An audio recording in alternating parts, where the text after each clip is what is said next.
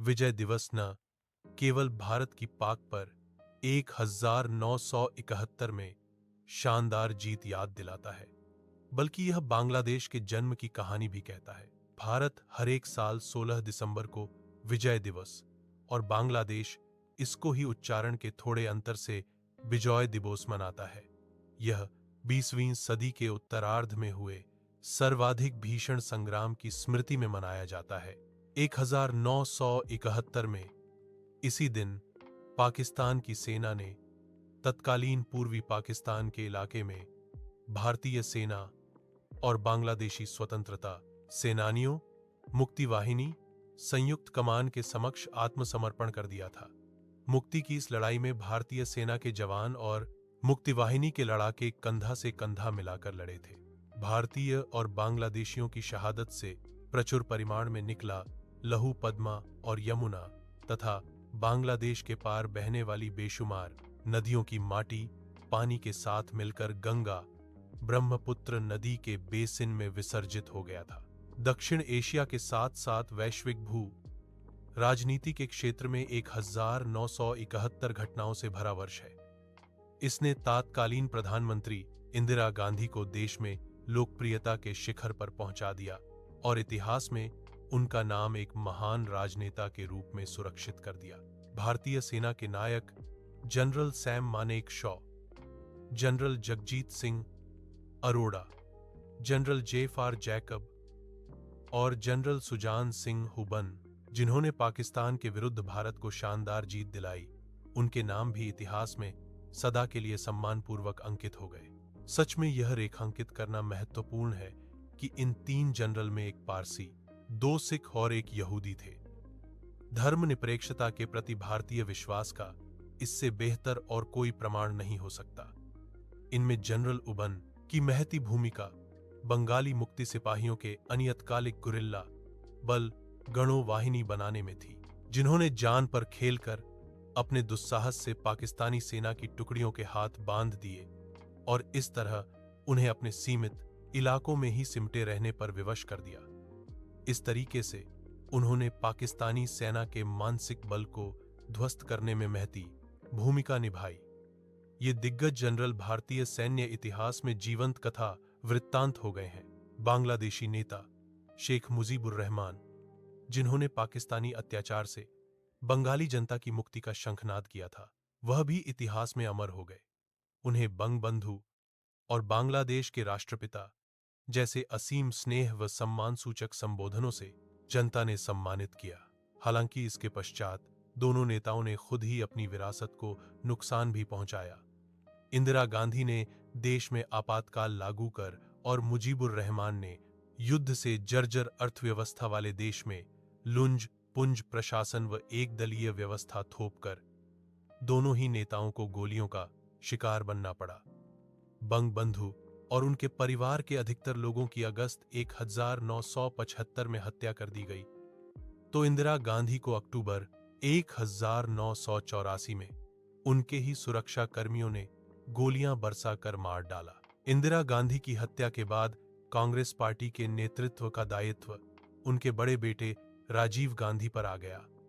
वहीं बांग्लादेश में भी मुजीबुर रहमान की पार्टी अवामी लीग का सारा दारोमदार उनकी दोनों बेटियां शेख हसीना, मौजूदा प्रधानमंत्री, और शेख रेहाना पर आन पड़ा, जो उस समय विदेश प्रवास में रहने के कारण संयोगवश ही जिंदा रह गई थीं। वैसे अविभाजित पाकिस्तान के पूर्वी हिस्से में झंझट मार्च 1971 से ही शुरू हो गया था। दरअसल बंगाली अस्मिता व उसकी पहचान और इस नाते उस क्षेत्र की स्वायत्तता को लेकर जातीय संघर्ष तो उसके और काफी पहले भारत पाकिस्तान विभाजन के तत्काल बाद से ही प्रारंभ हो गया था।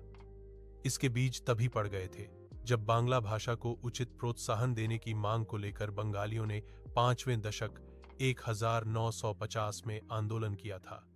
बाद में अवामी लीग के तत्वावधान में समय समय पर की गई अन्य विविध राजनीतिक मांगों के साथ वह परवान चढ़ता गया।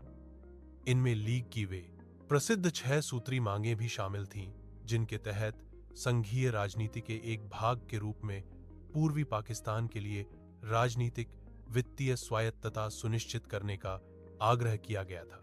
इस पृष्ठभूमि में 1971 में हुए सशस्त्र संघर्ष का क्षेत्रीय और वैश्विक संदर्भ में व्यापक पड़ा, जबकि शीत युद्ध अपनी चोटी पर था। अमेरिका के राष्ट्रपति रिचर्ड निक्सन का रिपब्लिकन प्रशासन और उनके कुख्यात सलाहकार हेनरी किसिंजर ने पाकिस्तान की हिमायत में भारत के खिलाफ अमेरिका के कान भर दिए थे। उस समय पाकिस्तान में बर्बर सैन्य तानाशाह जनरल याह्या खान ने, जो राष्ट्रपति और मार्शल लॉ के मुख्य प्रशासक भी थे, अपनी सेना को पूर्वी पाकिस्तान में कत्लेआम का आदेश दे दिया। इसने मुजीबुर रहमान को पूर्वी पाकिस्तान की आजादी की घोषणा पर विवश कर दिया। उन्होंने 26 मार्च 1971 को एक नए देश बांग्लादेश बनाने का ऐलान कर दिया। तभी से बांग्लादेश इसी तारीख को अपना स्वतंत्रता दिवस मनाता है। भारत ने शीत युद्ध के दौरान वैश्विक भू राजनीतिक संतुलन के लिए बेहद चतुराई से तत्कालीन सोवियत संघ से मित्रता और सहयोग संधि की। इसी संधि के परिणाम स्वरूप भारत को 1971 की जंग में सोवियत संघ का समर्थन प्राप्त हुआ। बाद में किसिंजर ने यह कहा कि तब अमेरिका पाकिस्तान के सहयोग से चीन से अपने बिगड़े संबंध सुधारना चाहता था और इसके लिए पाकिस्तान का समर्थन करना उसके लिए लाजिमी था। किसिंजर ने युद्ध के दौरान भारत पर हमले के लिए चीन को उकसाकर भी एक तरह से पाकिस्तान की मदद की कोशिश की ताकि वह दबाव में न आए, लेकिन चीन उनके जाल में नहीं फंसा। IMG पेंस सर्च हिम होम हिंदी विजय दिवस 1971 का भारत पाक युद्ध मानवीय इतिहास में अनोखा क्यों है? Author Pinak Ranjan Chakraborty, published on the 30th of December 2017. Updated 0 hours ago. Vijay Divas, Why is the History of India-Pakistan War of 1971 unique? विजय दिवस न केवल भारत की पाक पर 1971 में शानदार जीत याद दिलाता है, बल्कि यह बांग्लादेश के जन्म की कहानी भी कहता है। विजय दिवस 1971 का भारत पाक युद्ध मानवीय इतिहास में अनोखा क्यों है? 16 दिसंबर 1971 को 93 पाकिस्तानी सैनिकों ने सफेद झंडा उठाकर भारतीय सेना के समक्ष आत्मसमर्पण कर दिया। भारत हर एक साल 16 दिसंबर को विजय दिवस और बांग्लादेश इसको ही उच्चारण के थोड़े अंतर से विजय दिवस मनाता है। यह 20वीं सदी के उत्तरार्ध में हुए सर्वाधिक भीषण संग्राम की स्मृति में मनाया जाता है। 1971 में इसी दिन पाकिस्तान की सेना ने तत्कालीन पूर्वी पाकिस्तान के इलाके में भारतीय सेना और बांग्लादेशी स्वतंत्रता सेनानियों मुक्तिवाहिनी संयुक्त कमान के समक्ष आत्मसमर्पण कर दिया था। मुक्ति की इस लड़ाई में भारतीय सेना के जवान और मुक्तिवाहिनी के लड़ाके कंधा से कंधा मिलाकर लड़े थे। भारतीय और बांग्लादेशियों की शहादत से प्रचुर परिमाण में निकला लहू पद्मा और यमुना तथा बांग्लादेश के पार बहने वाली बेशुमार नदियों की माटी पानी के साथ मिलकर गंगा ब्रह्मपुत्र नदी के बेसिन में विसर्जित हो गया था। मशहूर हस्तियों पैदा हुई। दक्षिण एशिया के साथ साथ वैश्विक भू राजनीति के क्षेत्र में 1971 घटनाओं से भरा वर्ष है। इसने तात्कालीन प्रधानमंत्री इंदिरा गांधी को देश में लोकप्रियता के शिखर पर पहुंचा दिया और इतिहास में उनका नाम एक महान राजनेता के रूप में सुरक्षित कर दिया। भारतीय सेना के नायक general Sam Manekshaw, general Jagjit Singh Arora, general JFR Jacob और जनरल सुजान सिंह उबन, जिन्होंने पाकिस्तान के विरुद्ध भारत को शानदार जीत दिलाई, उनके नाम भी इतिहास में सदा के लिए सम्मानपूर्वक अंकित हो गए। सच में यह रेखांकित करना महत्वपूर्ण है कि इन 3 जनरल में एक पारसी, 2 सिख और 1 यहूदी थे। धर्मनिरपेक्षता के प्रति भारतीय विश्वास का इससे बेहतर और कोई प्रमाण नहीं हो सकता। इनमें जनरल उबन की महती भूमिका बंगाली मुक्ति सिपाहियों के अनियतकालिक गुरिल्ला बल गणों वाहिनी बनाने में थी, जिन्होंने जान पर खेलकर अपने दुस्साहस से पाकिस्तानी सेना की टुकड़ियों के हाथ बांध दिए और इस तरह उन्हें अपने सीमित इलाकों में ही सिमटे रहने पर विवश कर दिया। इस तरीके से उन्होंने पाकिस्तानी सेना के मानसिक बल को ध्वस्त करने में महती भूमिका निभाई। ये दिग्गज जनरल भारतीय सैन्य इतिहास में जीवंत कथा वृत्तांत हो गए हैं। बांग्लादेशी नेता शेख मुजीबुर रहमान, जिन्होंने पाकिस्तानी अत्याचार से बंगाली जनता की मुक्ति का शंखनाद किया था, वह भी इतिहास में अमर हो गए। उन्हें बंगबंधु और बांग्लादेश के राष्ट्रपिता जैसे असीम स्नेह व सम्मान सूचक संबोधनों से जनता ने सम्मानित किया। दक्षिण एशिया के साथ साथ वैश्विक भू राजनीति के क्षेत्र में 1971 घटनाओं से भरा वर्ष है। इसने तात्कालीन प्रधानमंत्री इंदिरा गांधी को देश में लोकप्रियता के शिखर पर पहुंचा दिया और इतिहास में उनका नाम एक महान राजनेता के रूप में सुरक्षित कर दिया। हालांकि इसके पश्चात दोनों नेताओं ने खुद ही अपनी विरासत को नुकसान भी पहुंचाया। इंदिरा गांधी ने देश में आपातकाल लागू कर और मुजीबुर रहमान ने युद्ध से जर्जर अर्थव्यवस्था वाले देश में लुंज पुंज प्रशासन व एक दलीय व्यवस्था थोपकर दोनों ही नेताओं को गोलियों का शिकार बनना पड़ा। बंगबंधु और उनके परिवार के अधिकतर लोगों की अगस्त 1975 में हत्या कर दी गई, तो इंदिरा गांधी को अक्टूबर 1984 में उनके ही सुरक्षा कर्मियों ने गोलियां बरसाकर मार डाला। इंदिरा गांधी की हत्या के बाद कांग्रेस पार्टी के नेतृत्व का दायित्व उनके बड़े बेटे राजीव गांधी पर आ गया। वहीं बांग्लादेश में भी मुजीबुर रहमान की पार्टी अवामी लीग का सारा दारोमदार उनकी दोनों बेटियां शेख हसीना, मौजूदा प्रधानमंत्री, और शेख रेहाना पर आन पड़ा, जो उस समय विदेश प्रवास में रहने के कारण संयोगवश ही जिंदा रह गई थीं। व्यापक प्रभाव। वैसे अविभाजित पाकिस्तान के पूर्वी हिस्से में झंझट मार्च 1971 से ही शुरू हो गया था। दरअसल बंगाली अस्मिता व उसकी पहचान और इस नाते उस क्षेत्र की स्वायत्तता को लेकर जातीय संघर्ष तो उसके और काफी पहले भारत पाकिस्तान विभाजन के तत्काल बाद से ही प्रारंभ हो गया था। इसके बीज तभी पड़ गए थे जब बांग्ला भाषा को उचित प्रोत्साहन देने की मांग को लेकर बंगालियों ने 5वें दशक 1950 में आंदोलन किया था। बाद में अवामी लीग के तत्वावधान में समय समय पर की गई अन्य विविध राजनीतिक मांगों के साथ वह परवान चढ़ता गया।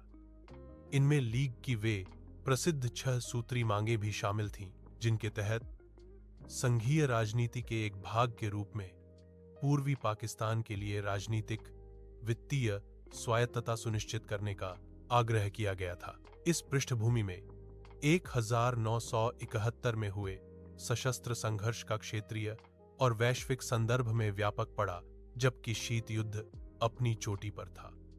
अमेरिका के राष्ट्रपति रिचर्ड निक्सन का रिपब्लिकन प्रशासन और उनके कुख्यात सलाहकार हेनरी किसिंजर ने पाकिस्तान की हिमायत में भारत के खिलाफ अमेरिका के कान भर दिए थे। उस समय पाकिस्तान में बर्बर सैन्य तानाशाह जनरल याह्या खान ने, जो राष्ट्रपति और मार्शल लॉ के मुख्य प्रशासक भी थे, अपनी सेना को पूर्वी पाकिस्तान में कत्लेआम का आदेश दे दिया। इसने मुजीबुर रहमान को पूर्वी पाकिस्तान की आजादी की घोषणा पर विवश कर दिया।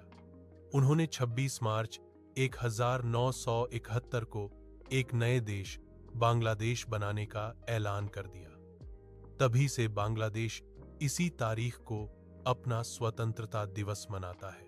भारत ने शीत युद्ध के दौरान वैश्विक भू राजनीतिक संतुलन के लिए बेहद चतुराई से तत्कालीन सोवियत संघ से मित्रता और सहयोग संधि की। इसी संधि के परिणामस्वरूप भारत को 1971 की जंग में सोवियत संघ का समर्थन प्राप्त हुआ। बाद में किसिंजर ने यह कहा कि तब अमेरिका पाकिस्तान के सहयोग से चीन से अपने बिगड़े संबंध सुधारना चाहता था और इसके लिए पाकिस्तान का समर्थन करना उसके लिए लाजिमी था। किसिंजर ने युद्ध के दौरान भारत पर हमले के लिए चीन को उकसाकर भी एक तरह से पाकिस्तान की मदद की कोशिश की ताकि वह दबाव में न आए, लेकिन चीन उनके जाल में नहीं फंसा। भारत ने शीत युद्ध के दौरान वैश्विक भू राजनीतिक संतुलन के लिए बेहद चतुराई से तत्कालीन सोवियत संघ से मित्रता और सहयोग संधि की। इसी संधि के परिणाम स्वरूप भारत को 1971 की जंग में सोवियत संघ का समर्थन प्राप्त हुआ। बाद में किसिंजर ने यह कहा कि तब अमेरिका पाकिस्तान के सहयोग से चीन से अपने बिगड़े संबंध सुधारना चाहता था और इसके लिए पाकिस्तान का समर्थन करना उसके लिए लाजिमी था। किसिंजर ने पाकिस्तान की नरसंहार से जुड़ी कार्रवाइयों के अमेरिकी समर्थन को जायज ठहराने के लिए यह दलील दी कि शीत युद्ध के व्यापक और अधिक वर्चस्ववादी संघर्ष के लिए तब वैसा करना आवश्यक था। हालांकि यह भी भू राजनीति की एक और विडंबना ही है कि अमेरिकी राष्ट्रपति जॉर्ज बुश के रिपब्लिकन प्रशासन ने ही भारत के साथ परमाणु संधि करना पसंद किया। अंतर्राष्ट्रीय राजनीति हमेशा एक जैसी दशा में नहीं रहती और मौजूदा अंतर्राष्ट्रीय व्यवस्था में भी हेर फेर की कोशिश की जा रही है। चीन की क्षेत्रीय और वैश्विक प्रभुता के प्रति आग्रहों ने विश्व व्यवस्था में नए समीकरण पर जोर दिया है। बर्बरता की दास्तां। पाकिस्तान सेना की पूर्वी पाकिस्तान में बर्बरतापूर्ण कार्रवाई का नतीजा यह हुआ कि वहां के 10 लाख लोग शरणार्थी होकर भारत आ गए। इन विस्थापितों में 90% हिंदू थे। पाकिस्तान और उसके खूनी साजिशकर्ताओं ने पूर्वी पाकिस्तान में रहने वाली हिंदू आबादी को निशाना बनाया था। इस तथ्य को याद रखने के बजाय पाकिस्तान में बहस आज भी उस कल्पनालोक में की जा रही है जिसके अनुसार बांग्लादेश के निर्माण को हिंदुओं का रचा षड्यंत्र मानना चाहिए। पाकिस्तान की अभिजात्य सामंतवादी मानसिकता आज भी इस मुगालते में रहती है कि वह भारत में मुस्लिम शासन की उत्तराधिकारी है।